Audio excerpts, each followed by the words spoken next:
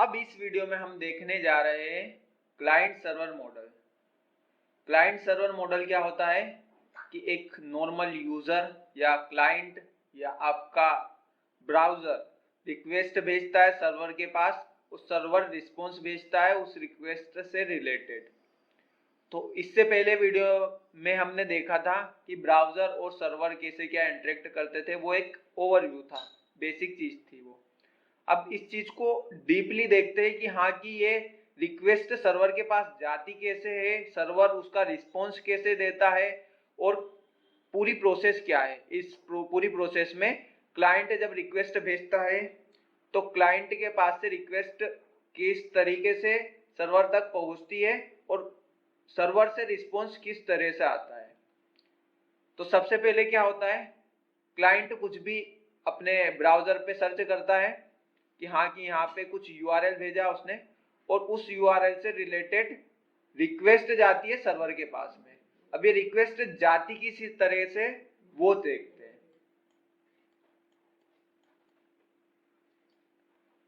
तो सबसे पहले ये देख लेते हैं, जैसे कि ये रहा क्लाइंट या यूजर। मान लो ये मेरा एक पीसी है, यहाँ पर मैंने ब्राउजर खोल रखा है, ये सर्च बॉक्स आ रहा है और ये एक सर्च बटन है और ये मान लेते एक सर्वर है।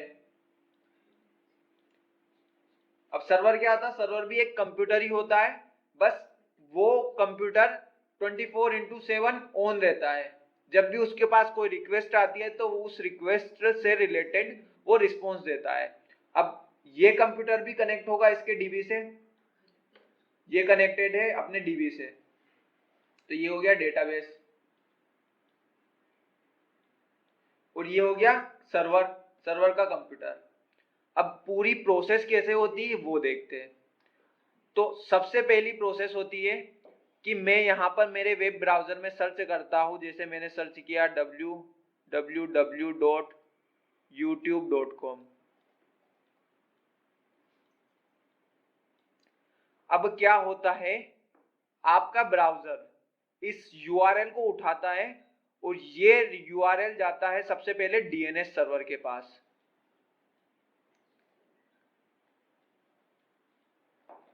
अब डीएनएस सर्वर क्या करता है, उस यूआरएल से रिलेटेड आईपी एड्रेस आपके ब्राउजर को दे देता है।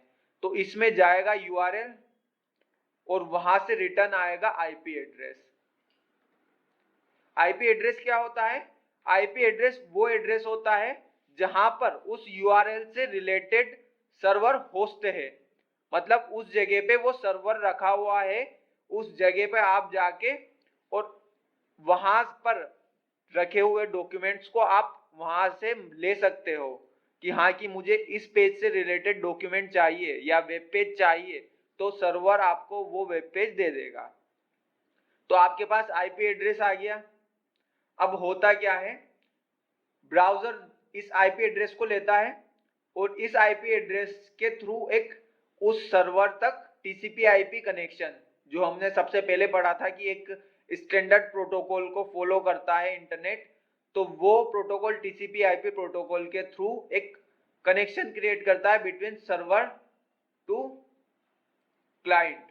अब ये सर्वर टू क्लाइंट कनेक्शन बनता है, दूसरी स्टेप होती है टीसीपी आईपी कनेक्शन की।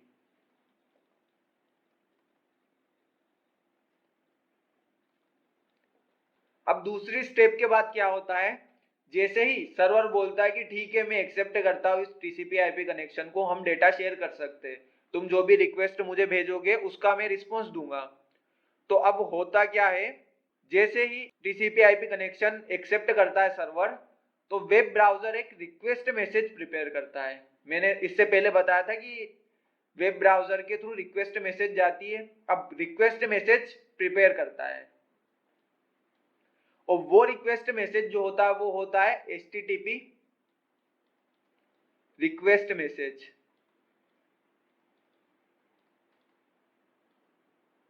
आगे देखेंगे कि एचटीटीपी रिक्वेस्ट मैसेज भी क्या होता है, पर एचटीटीपी रिक्वेस्ट मैसेज में क्या होता है, पूरी डिटेल होती है कि मुझे क्या चाहिए। सबसे पहले होता है कि टाइप ऑफ रिक्वेस्ट,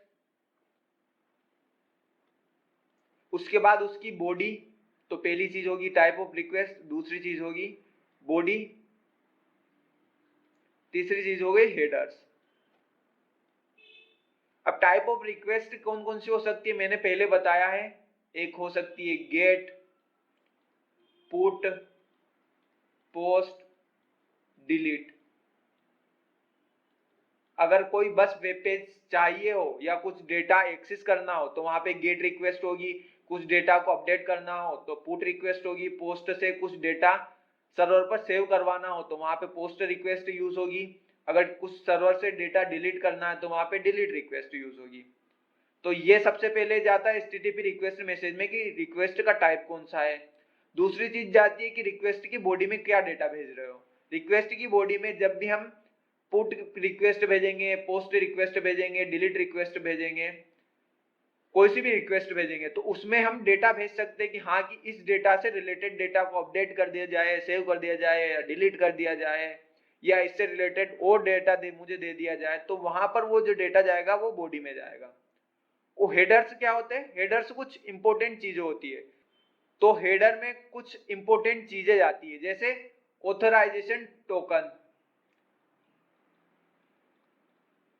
अधिकतर लोग JWT टोकन का यूज करते हैं।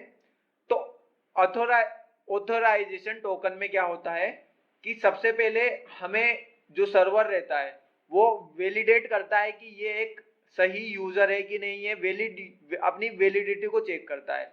या कुछ प्राइवेट राउट्स होते हैं, वो आगे देखना आपकी प्राइवेट राउट्स क्या होते हैं, तो उन राउट्स पर कुछ परमिटेड यूजर ही जा सकते हैं। तो उस टोकन के थ्रू सर्वर हमें वैलिडेट करता है कि हाँ कि तुम्हारे पास अथॉरिटी है कि हाँ कि तुम इस चीज को एक्सेस कर सकते हो। तो वो चीज जाती है हेडर्स में।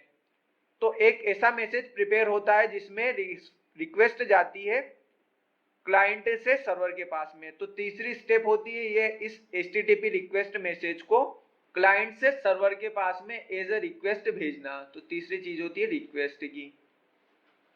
अब जैसे ही सर्वर के पास ये रिक्वेस्ट पहुंचती है तो सर्वर क्या करता है, सर्वर का जो ऑपरेटिंग सिस्टम होता है वो यहां पर एक्टिव होता है।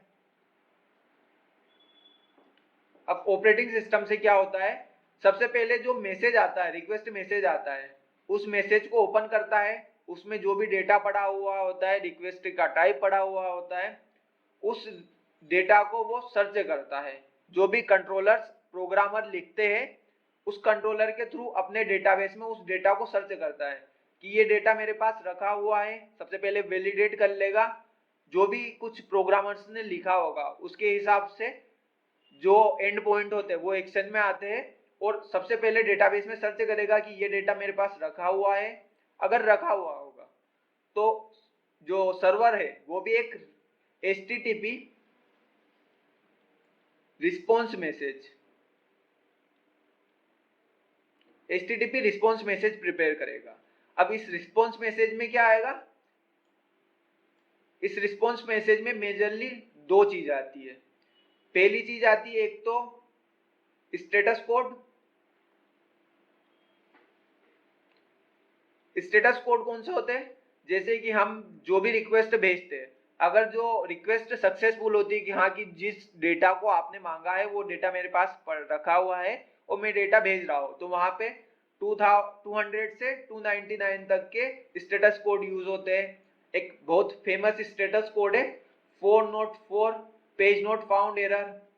जब भी जो भी रिक्वेस्ट क्लाइंट सर्वर के पास भेजता है और वो रिक्वेस्ट से रिलेटेड वेब पेज अगर सर्वर को नहीं मिलता है तो वहां पर एरर आता है 404 एरर। तो ऐसे कुछ स्टेटस कोड होते हैं, जैसे अगर सर्वर में कुछ एरर आ गया तो वहां पर यूज होगा 500 से 599 तक के स्टेटस कोड। तो ऐसे स्टेटस कोड होते हैं। और दूसरी चीज होती है जो रिस्पॉन्स का डेटा होता है या रिस्पॉन्स की बॉडी, जिसे हम एक्सेस करते हैं रिस्पॉन्स डॉट डेटा के थ्रू।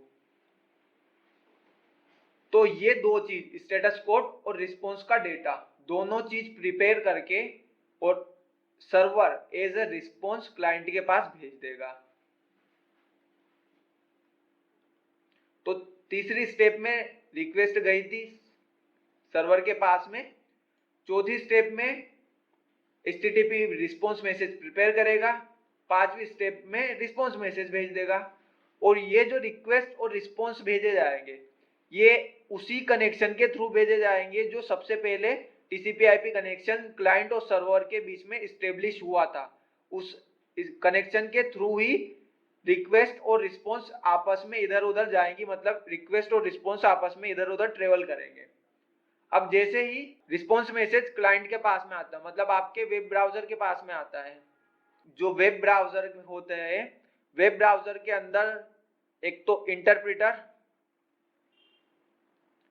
और कंपाइलर, ये दोनों एक्टिवेट होते हैं और जो भी फाइल्स या डेटा वहां से आता है उनको एग्जीक्यूट करके आपका जो कंप्यूटर स्क्रीन होती है वहां पर उन वेब पेजेस को या जो भी डेटा आपने मांगा है उनको आपकी स्क्रीन पर शो कर देते हैं। तो जैसे ही वेब ब्राउजर के पास रिस्पॉन्स मैसेज आया है तो आपकी स्क्रीन पर उस डेटा को वेब ब्राउजर शो कर देगा। तो ये रहा आपका ये वेब पेज जो आपने मांगा था। उसमें कुछ भी चीजें हो सकती है, जैसे सबसे पहले वेब पेज में नेव बार होता है,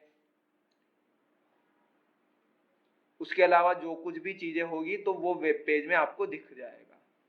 तो ऐसे रिक्वेस्ट आपस में वेब ब्राउजर और वेब सर्वर के बीच में ट्रेवल करती है। अब ये जो रिक्वेस्ट होती है ये कुछ सेकंड्स, माइक्रो सेकंड में इधर से उधर चली जाती है। हम देखते हैं कि हमने कुछ टाइप किया यहाँ पर इसके बैकएंड में इतना कुछ काम माइक्रो सेकंड में एग्जीक्यूट हो जाता है। तो ये सारी चीजें कि हाँ की रिक्वेस्ट कैसे क्या इधर उधर जाती है, वो पूरा मॉडल होता है क्लाइंट सर्वर मॉडल।